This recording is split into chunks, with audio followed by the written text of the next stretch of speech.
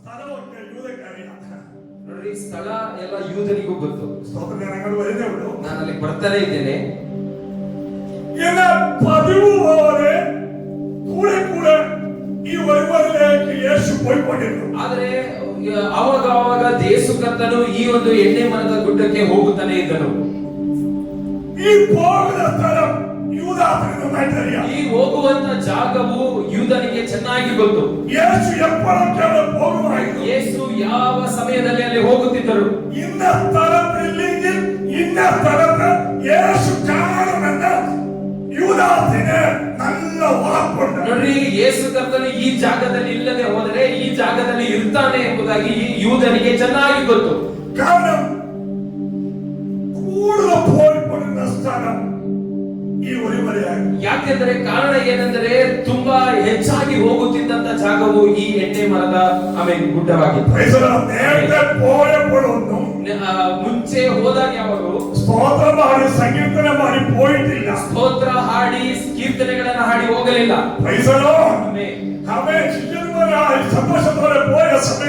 ಶಿಷ್ಯರ ಜೊತೆ ಸಂತೋಷದಲ್ಲಿ ಹೋದಂತ ಜಾಗ, ಪ್ರಾರ್ಥನೆ ಮಾಡುವುದಕ್ಕಾಗಿ ಹೋದ ಜಾಗ, ವಿಶ್ರಾಂತಿ ತಗೊಳ್ಳೋದಕ್ಕಾಗಿ ಹೋದ ಜಾಗ. ಆದ್ರೆ ಇವತ್ತು ರಾತ್ರಿ ಹೋಗುತ್ತಿರುವುದು ಸ್ತೋತ್ರ ಮಾಡಿ ಸಂಕೀರ್ತನ ಮಾಡಿ ಹೋಗುತ್ತದೆ. ಸ್ತೋತ್ರ ಹಾಡಿ ಕೀರ್ತನೆಗಳನ್ನ ಹಾಡಿ ಹೋಗುತ್ತಾ ಇರುವಂತದ್ದು. ಮುಂಚೆ ಹೋದ ರೀತಿಯಲ್ಲ, ವಾರದಲ್ಲಿ ಹೋದಂತ ರೀತಿಯಲ್ಲ, ಇವಾಗ ಹೋಗುತ್ತಿರುವುದು ಒಂದು ಪ್ರಾಣ ನೋವನ್ನು ಅನುಭವಿಸುವುದಕ್ಕಾಗಿ, ತಂದೆಯ ಬಳಿಯಲ್ಲಿ ಪ್ರಾರ್ಥನೆ ಮಾಡುವುದಕ್ಕಾಗಿ,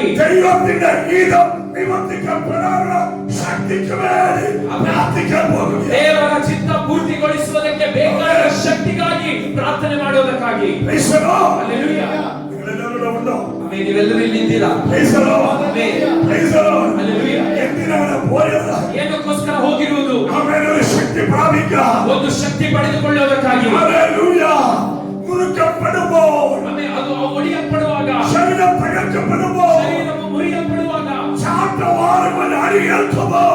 ಚಾಟೆಯಿಂದ ಒಡೆಯಲ್ಪಡುವಾಗ, ತಲೆಯ ಮೇಲೆ ಮುಳ್ಳಿನ ಕಿರೀಟವನ್ನು ಇಟ್ಟು ಒಡೆಯುವಾಗ,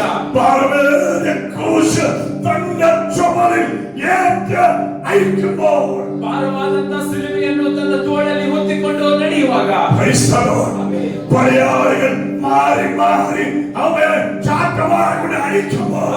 ಸೈನಿಕರು ಬೇರೆ ಬೇರೆ ಆಗಿ ಚಾಟೆಯಿಂದ ಹೊಡೆಯುವಂತ ಸಮಯದಲ್ಲಿ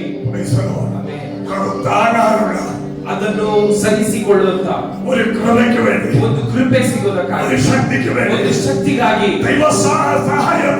ದೇವರ ಸಹಾಯಕ್ಕಾಗಿ ಯೇಸು ಕರ್ತನು ಗೆತ್ಸಮನದಲ್ಲಿ, ಆ ಒಂದು ಎಣ್ಣೆ ಮರದ ತೋಟದಲ್ಲಿ ಯೇಸು ಮೊಣಕಾಲನ್ನು ಹಾಕಿ ಪ್ರಾರ್ಥನೆ ಮಾಡುವಾಗ, ಪ್ರಾರ್ಥನೆ ಮಾಡುವುದಕ್ಕಾಗಿ ಯೇಸು ಹೋಗುತ್ತಿದ್ದಾನೆ. ದೊಡ್ಡ ಮನಭಾರವು ಅವನ ಒಳಗಡೆ ಇದೆ. ಶಿಷ್ಯರಿಗೆ ಅದು ತಿಳಿಯಲಿಲ್ಲ, ನಡೆಯುವಂತವರಿಗೆ ಅದು ಗೊತ್ತಿಲ್ಲ. ಯೇಸುವಿನ ಎದೆಯಲ್ಲಿ ಇರುವಂತ ನೋವು ಶಿಷ್ಯರಿಗೆ ಅದು ತಿಳಿಯುವುದಿಲ್ಲ. 3 ವರ್ಷ ಕಾಲ ಜೊತೆಯಲ್ಲಿ ನಡೆದವರು ಅದು ತಿಳ್ಕೊಂಡಿಲ್ಲ. ಆದರೆ ಅವನನ್ನು ತಿಳಿಯುವಂತ ಒಂದು ಪರಲೋಕವಿದೆ. ಇವತ್ತು ಹಗಲು ನನ್ನನ್ನು ಕೇಳುವ ದೇವರ ಮಕ್ಕಳೇ, ನಿನ್ನ ನೋವು ಯಾರು ತಿಳಿಯದೇ ಇದ್ದರು,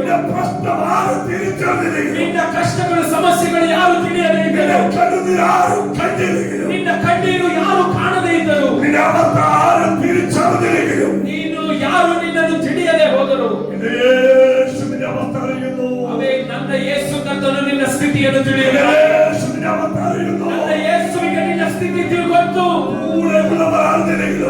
ಜೊತೆಗೆ ಇರುವವರು ತಿಳಿಯದೇ ಇದ್ದರು. ನಿನ್ನನ್ನು ತಿಳಿಯುವಂತ ಒಬ್ಬ ಯೇಸು ಇದ್ದಾನೆ. ನಿನ್ನ ನೋವಿನ ಮಧ್ಯದಲ್ಲಿ ಯೇಸು ಇದ್ದಾನೆ. ಕಣ್ಣೀರು ಕಾಣುವವನು ಇಲ್ಲಿ ಬಂದಿದ್ದಾನೆ. ഈശ്വരോ Hallelujah. ശിഷ്യന്മാർ വിചാരിച്ചു ಶಿಷ್ಯರು ಅನುಕೊಂಡರು യേശു എന്താണ് പ്രത്യേകം സ്തോത്രം പാടുന്നു സങ്കീർത്തനം പാടുന്നു ಯೇಸು ಯಾಕೆ ಇವತ್ತು ಸ್ತೋತ್ರ ಹಾಡ್ತಿದ್ದಾರೆ, ಇವತ್ತು ಕೀರ್ತನೆಗಳನ್ನು ಹಾಡ್ತಿದ್ದಾರೆ? ഈശ്വരോ ಆಮೆನ್. പോയതുപോലെ വരാൻ പറ്റുമോ?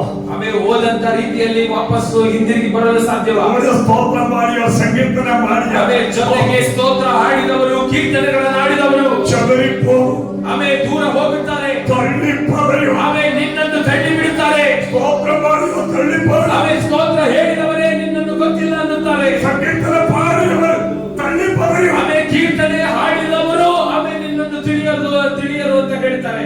ആമേൻ. ಆಮೇಲೆ സ്തോത്രം. ಹಲ್ಲೆಲೂಯಾ. ഇത് പഴുതന്റെ ഉള്ളതെന്ന് യാതൊരു ಆಮೇಲೆ ಇವತ್ತು ಹಗಲು ಕೃತಜ್ಞತೆಯಿಂದ ನಮ್ಮನ್ನು ತುಂಬುತ್ತದೆ.